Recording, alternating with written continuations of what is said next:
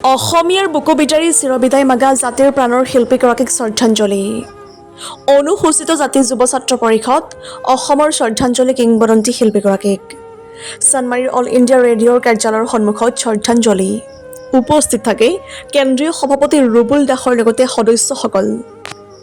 অসমীয়া জাতিৰ বুকুৰ আপোন হৃদস্পন্দন মহান শিল্পী জুবিন গাৰ্গদেৱৰ মৃত্যু ইতিমধ্যে 3 দিনত আমি ভৰি দিছোঁ আৰু সুদূৰ বিদেশৰ পৰা তেখেতৰ নশ্বৰদেহ আহি ইতিমধ্যে গুৱাহাটীৰ নিজৰ বাসভৱনত উপস্থিত হৈছেহি। সমগ্ৰ অসমীয়া জাতি আৰু অসম আজি শোকাবিভক্ত হৈ আছে। আমি সকলো শোকত ডুব গৈ আছোঁ।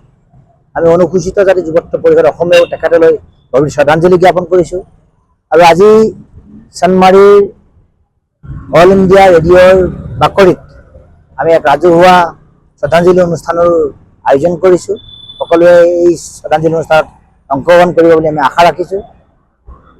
শিল্পীগৰাকীয়ে জীৱিত কালত গোটেই জীৱন অসমীয়া জাতিৰ মান উন্নত কৰিবৰ বাবে, অসমীয়া কলা কৃষ্টি সংস্কৃতিৰ মান বৃদ্ধি কৰিবৰ বাবে, ভঁৰাল চহকী কৰিবৰ বাবে যি সৃষ্টিৰাজি দি গ'ল, যি অৱদান দি গ'ল, ইয়াক সংৰক্ষণ কৰিব লাগে আৰু নতুন প্ৰজন্মৰ বাবে নতুন প্ৰজন্মই ইয়াৰ পৰা এটা গৱেষণালব্ধ হৈ কাম কৰিব পাৰে তাৰ বাবে চৰকাৰে ব্যৱস্থা গ্ৰহণ কৰিব লাগে।